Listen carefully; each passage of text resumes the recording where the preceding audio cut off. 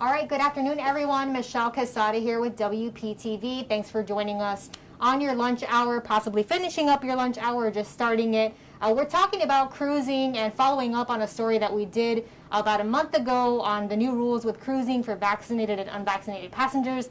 We're here with the CEO of Cruise Planners, Michelle Fee. Thank you so much for allowing us to be here in your office and doing this interview today. Well, hello, Michelle. Hello. And it's been about a month since we last spoke. You know, a lot of things have changed. I want to start off with the most obvious one. We know that we recently saw a federal judge rule that Norwegian cruise lines can require their passengers to show vaccination status. So talk a little bit about that and how that adjustment changes for the rest of the cruise lines. Well, honestly, we're all thrilled at that fact because the number one priority is to keep people safe, right? And so by having a ship that has a high percent, and in Norwegian's case, 100% vaccination rate, it really makes travelers have confidence. Most other lines were 95%, and I think some of them are still going down that path because they are going to make sure that all adults are vaccinated, because now with the ruling they can make that change. And some are under 18, some are under 12, so that allows for some families to be able to travel on cruise ships. And I just want to remind our viewers who are watching us right now, we are taking your questions, and I'll be monitoring those if you do have any questions or comments that you'd like to make. You know, Michelle, you recently went on a cruise and you're planning on going on another one. What was the experience like for you? So, you know, I'm not going to say that it was as easy as it was before. The first cruise that I went on, I had to fly to St. Martin and sail out of there. So there were some little hurdles that you had to get over. You had to go get a COVID test, you had to upload it to a site, and you had to get an authorization to board the ship. You had to have proof of vaccination. When you got, you know, to the airport and you landed in St. Martin, you had to show all of this proof. But once I got on board, I felt like, oh my God, it's back. I'm here, I'm excited. Cruising did not change. Yes, there were some mask mandates in certain sections of the ship, but when you're eating or drinking or sitting outside, there wasn't any. So my husband and I had a terrific week. We really enjoyed it. And actually this weekend, I am going again on a weekend cruise. Same thing. I went today, as a matter of fact, to get my COVID test, and I am negative. And we will board the ship on Friday and enjoy, you know, a weekend away. I know when we spoke last month, we talked about some of the changes people might notice on board the ship. Has there been any new developments, you know, depending on the cruise line, what you should expect about what areas, you know, that 5% of unvaccinated passengers might not be able to get into? Right, so no, none of that has changed. So there might be areas of the ship that the unvaxxed won't be able to be part of. It could be things like certain restaurants, you know, they might say this is for 100% vax. And there are really only a couple cruise lines that even have the 5%, and the 5% is based on sailing out of, or it was based on sailing out of Florida. A lot of the other destinations are requiring vaccinations. For instance, Nassau in the Bahamas just said we're not going to allow anybody on our island that is not vaccinated.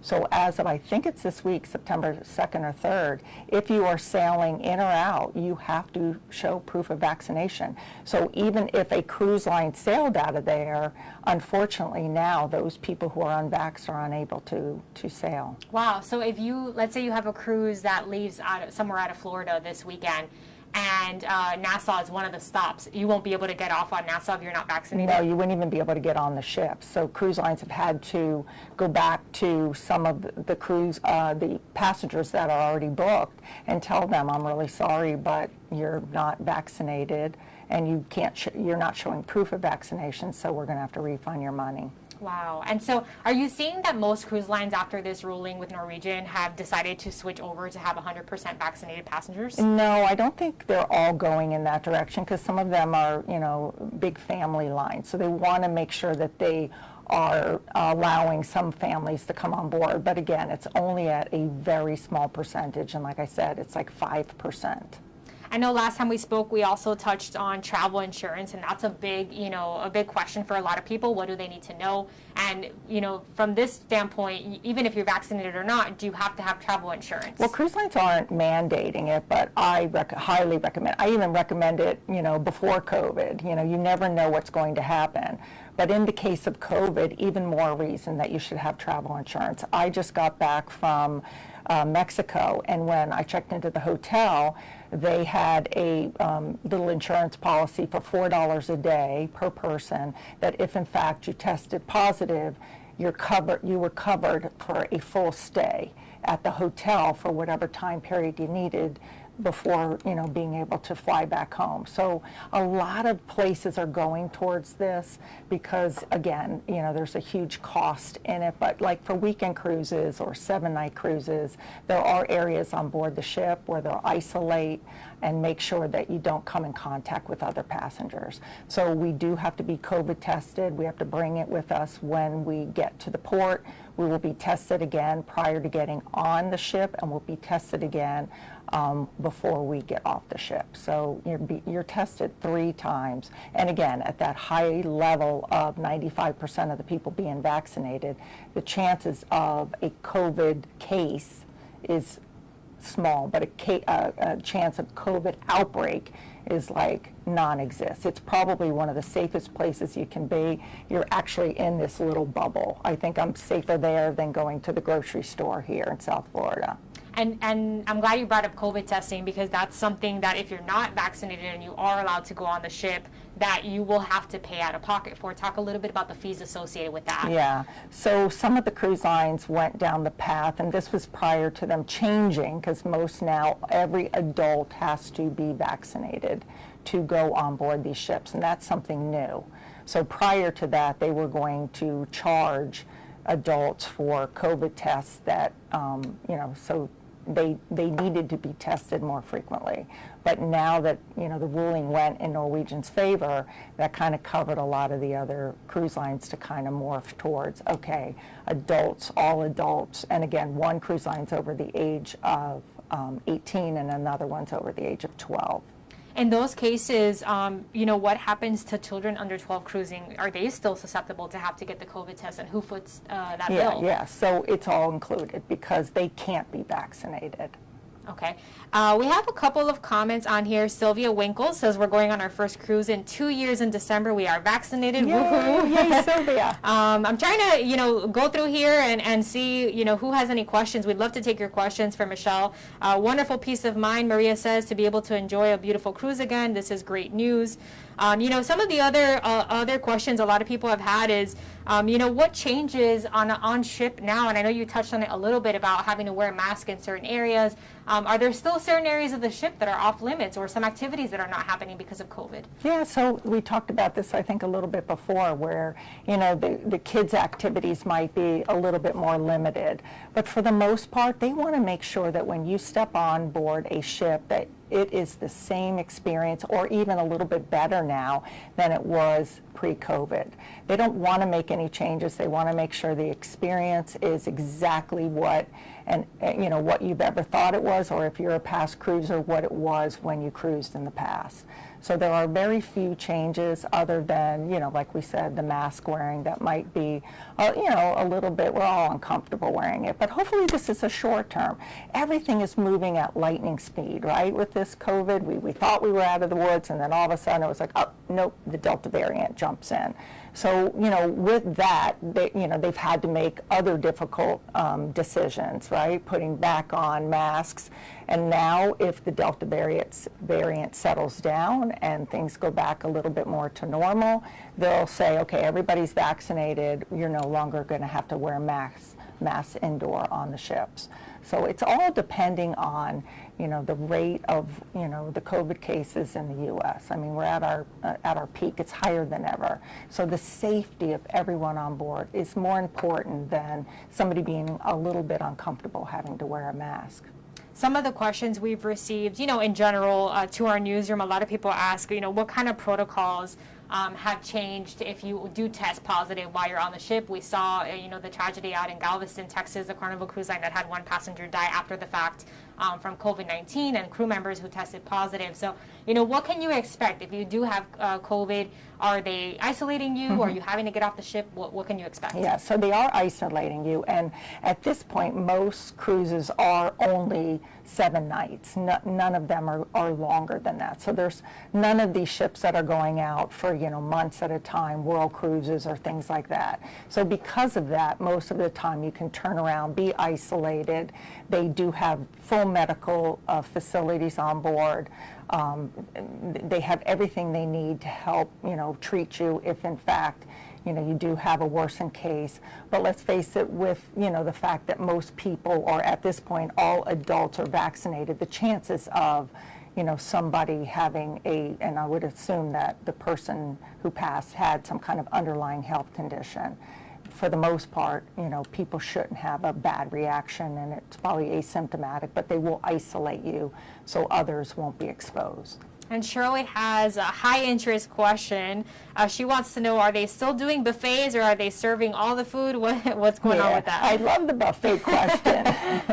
So there is a buffet, Shirley, no problem, but yes, the crew members will be serving you. And I can tell you, if you want 10 pieces of bacon, you will get 10 pieces of bacon. There is no problem. You can go back as many times as you like. It's just, again, for the protection of others. So I actually think that's a good thing. Yeah. Because I think buffets, everybody touching things kind of does pass, regardless, even pre-COVID, could pass along some germs. Right, it gives the people a little bit more sense of security, knowing that it's controlled in a manner where not everyone's touching the same utensils over and over again. And, one of the things, too, that we'd love to know is, what are the clients looking for? What's in demand right now? What do they ask you when they call you to book a cruise? Well, it's limited at this point. So, Alaska had a short season.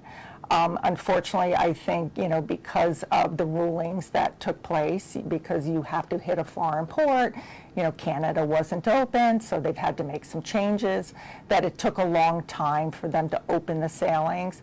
But from what I see on Facebook, we've got a lot of people traveling, a lot of our agents are traveling, a lot of our customers are traveling, and it looks fabulous. And I will tell you, I am booked to go to Alaska next summer with my family, and I know that I am in for full ports. It will have been 3 years since a full season has happened in Alaska.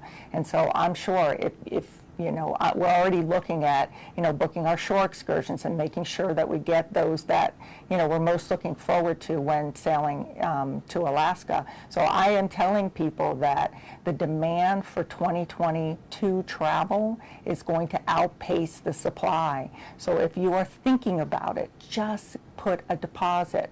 All of the cruise lines have this thing called cruising with confidence, which means that you can cancel and get a full refund up to, like a week or so before you sail. So, they understand that, people don't want to put out money and then, unfortunately something can become non-refundable. If you book now, you fall under that cruise with confidence policy. Yeah, so therefore, you don't have to worry about getting your money back if, in fact, when you get closer to the sailing, you decide, I don't want to go. Yeah, and how important is it, though, too, that people look at what's in their cruising ticket, what's written on their contract, because if any policy changes after that, they still have what they booked, the contract they booked at. Correct. And that's why you need a travel advisor. Cruise planner agents, we keep them up to the minute on all the new policies and changes. And let's face it changes every single day. And how, as a traveler, if you do a DIY, do it yourself, how are you supposed to keep up with all the changes? It's impossible is what it is. So it's nice to have an advocate, and that's what a travel advisor does for you. And by the way, I don't know why people don't know this, but you do not pay for a travel advisor. There is no extra a rate on top of your cruise ticket. The cruise lines pay us. It's no cheaper to go direct than it is to a travel consultant. Interesting information. And I just want to clarify, because Shirley said her concern was that she did not want a buffet. So are there other sit-down options? Absolutely. Shirley, I don't know what cruise line or cruise ship you're going on, but most have a number of different alternative dining sections. Years ago you had early or late seating and one buffet. in today's world with these brand new ships with all the bells and whistles, there are so many, different types of places that you can eat at. So Shirley, you will have no problem finding another spot to eat at.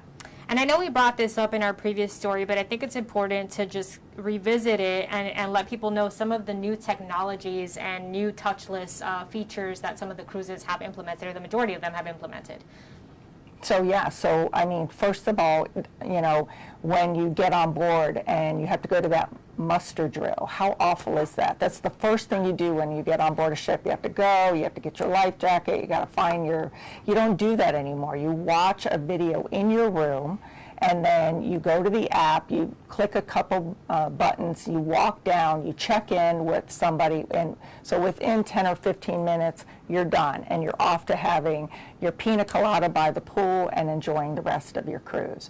But there's a lot of other touchless types of, things around the ship that, you're not going to have to, pick up any germs. And the menus, I know, was one thing that was probably implemented before COVID, but now it's kind of picked up a little bit more. Correct. So, there's many places around the ship that, they even have places where they've bought, certain types of solutions that they put on, tabletops that kills germs for months.